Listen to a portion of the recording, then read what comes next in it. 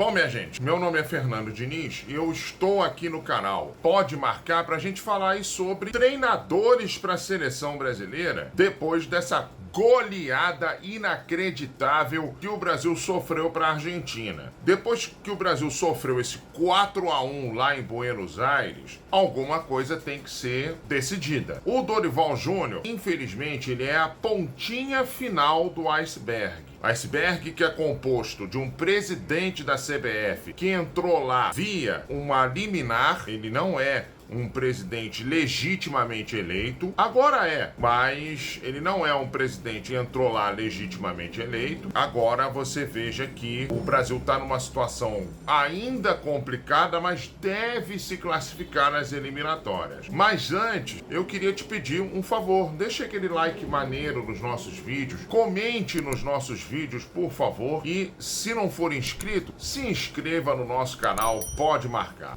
Depois de um 4-1, você já vai pensando, 4-1 sofrido, você já vai pensando em outros nomes para treinar a seleção brasileira. Sim, o Dorival Júnior é a consequência de vários problemas da seleção. Ele não conseguiu dar em nenhum momento um sentido de jogo para a seleção brasileira. Ele não conseguiu fazer com que esse time jogasse bola. A culpa é dele também. O Brasil apertava a marcação na saída de bola da Argentina, mas deixava uma cratera lá atrás. E isso daí é culpa dele. O Brasil não tinha nenhum volante ontem que soubesse construir o jogo. Isso daí é culpa dele. O Brasil não tinha meia para construir o jogo. Isso daí é culpa dele. Ou seja, o Brasil jogou praticamente no 4-2-4. Se o Brasil tivesse um Toni Kroos no meio de campo, ou um Schweinsteiger, ou, vamos dizer assim, um Luka Modric, tudo bem. Você poderia sair enfiando atacantes à torta e à direita, porque os caras encontram o passe para deixar o cara na cara do gol. Bom, vamos lá. O Joelinton encontra um passe para deixar o cara na cara do gol? Não. O André faz isso? Não. O André é para roubar a bola e entregar pro primeiro que tiver do lado. O André é bom jogador? Sim, o André é bom jogador. O André é aquele mesmo ex-Fluminense. O Joelinton não é bom jogador. O Joelinton, aliás, era para estar fora dessa convocação, porque ele jogou muito mal contra a Colômbia. O gol da Colômbia é por culpa dele e ele voltou a jogar muito mal ontem também. Tudo culpa do Dorival. Aí, você que é fã do futebol brasileiro, você escalaria quem na defesa? Murilo ou o Léo Ortiz? Eu acho que a maioria escalaria o Léo Ortiz, né? Eu tô perguntando isso, eu sou torcedor do Flamengo, então eu sou mais suspeito pra falar. Mas a imprensa paulista pediu o Murilo durante um bom tempo, porque tem um Murilo com um L só, que é do Palmeiras. Esse Murilo com 2 L's é ex-Corinthians, formado na base do Corinthians e hoje tá lá no futebol inglês. E esse Murilo com 2 L's conseguiu uma façanha. Falhou nos 3 primeiros gols da Argentina e tomou cartão amarelo no primeiro tempo. Quando o Léo Ortiz entrou, já tava com uma situação resolvida para a Argentina, porque já tava 3-1. Mas bom, vamos pensar aqui em técnicos pro futuro da seleção brasileira. Vamos lá. Os nomes cogitados. O primeiro, Felipe Luiz. É óbvio, porque o Flamengo é um time que está jogando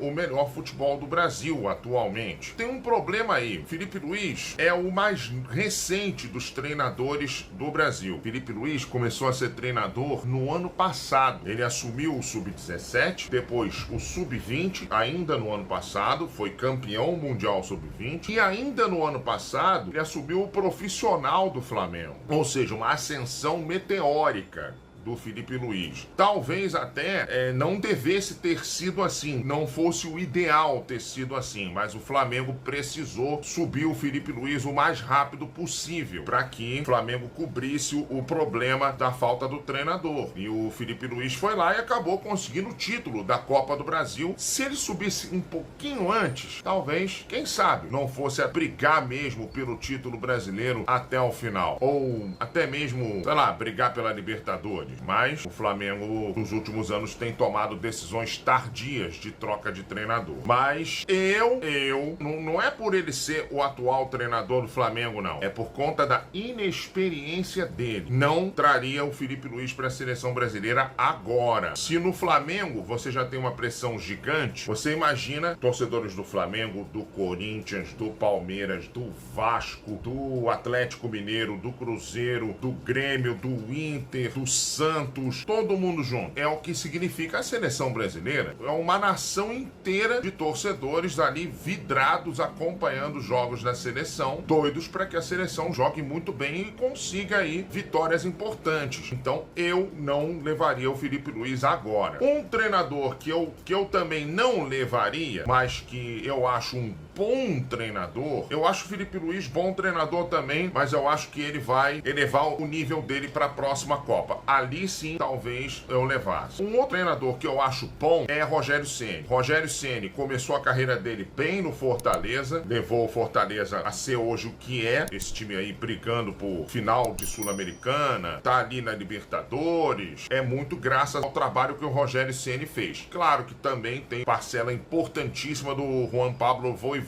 E também o Rogério Ceni foi campeão brasileiro pelo Flamengo em 2020. Ele também tem uma parcela muito importante porque ele improvisou o William Arão de zagueiro e o Diego de volante e deu muito certo. O Flamengo foi campeão. Mas contra ele tem uma certa tendência à teimosia. Aliás, como boa parte dos treinadores brasileiros. Mas eu acho que atualmente o Rogério Ceni é o segundo melhor treinador brasileiro. Aí vem treinadores estrangeiros. Jorge Jesus é o que eu tentaria a princípio. Jorge Jesus, para mim, foi o responsável por revolucionar o futebol brasileiro com aquele Flamengo de 2019. Não é à toa que ele conseguiu um recorde, né? O recorde de mais pontos e mais gols marcados numa edição de Campeonato Brasileiro. 90 pontos e 90 gols marcados. O Jorge Jesus realmente, ele tentou revolucionar o futebol brasileiro. Não conseguiu muito não, porque para revolucionar mesmo você tem que mudar a cabeça de alguns treinadores por aqui, é um bocado difícil. Mas o Jorge Jesus seria uma boa, tá, para essa seleção. Mas ele, como outros, vai sofrer com uma coisa que eu vou falar já já. Abel Ferreira também é uma boa. Eu não gosto muito dele como pessoa, tá? Eu acho que ele reclama demais, exagera nas reclamações, mas eu tenho que reconhecer a competência dele como treinador. Ganhou vários títulos com o Palmeiras. O Palmeiras é hoje essa potência que é também graças ao Abel Ferreira. E o Abel Ferreira, ele resgataria uma coisa que o futebol brasileiro perdeu e que o Abel Ferreira talvez trouxesse de volta. Mas ele nunca falou em seleção, mas quem sabe, né? O Guardiola seria uma outra excelente opção, não fosse muito caro. Porque o Guardiola, ele sempre se refere como a base, como a seleção brasileira de 82. Mas a seleção brasileira de 82 tinha uma coisa que tá faltando muito nesse time aí. O meio campo do Brasil era Falcão, Cerezo, Sócrates e Zico. Ou seja, um volante que era Cerezo, Toninho Cerezo, mas mesmo assim um volante que sabia construir jogo. Ele não era volante de sair dando pancada, não. Ele era volante que tinha muita habilidade. E 3 meias, Falcão, Sócrates e Zico. Tá faltando meia nesse time do Brasil. Quem é o meia desse time do Brasil? Ontem, quem tentou fazer essa função e não conseguiu foi o Rodrigo, foi o Rafinha em determinados momentos do jogo. Aliás, o Rafinha levou uma porrada dos argentinos, né? Ao invés de dar porrada nos argentinos. Uma frase extremamente infeliz do Rafinha. Então, eu acho que o Guardiola sofreria muito para armar essa seleção sem meias, praticamente. Ou ele teria que convocar o Rafael Veiga, o Alan Patrick, jogadores que têm sido constantemente ignorados, mas que, na verdade, não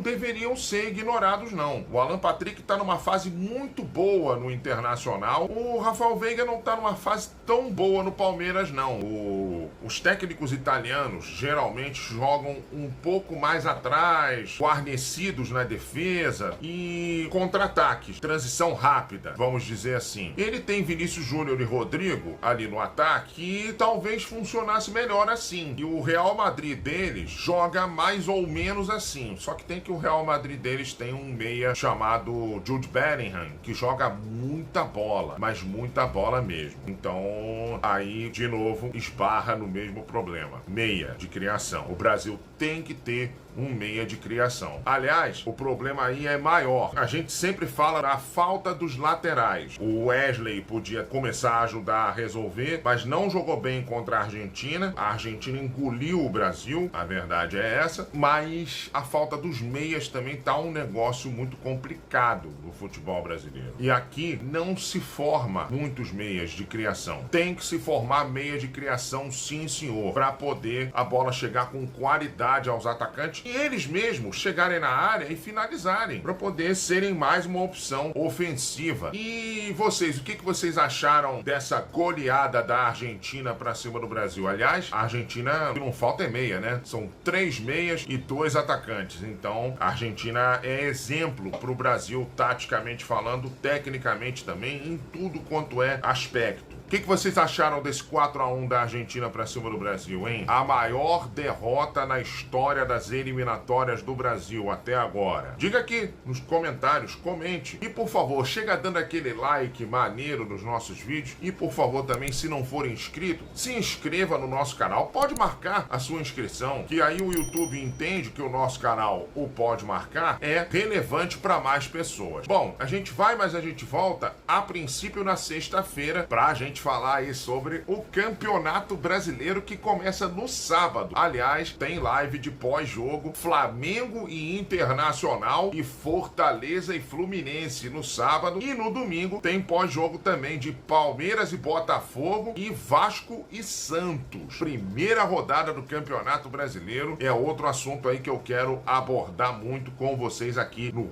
Bom Minha Gente. Tchau, tchau, gente!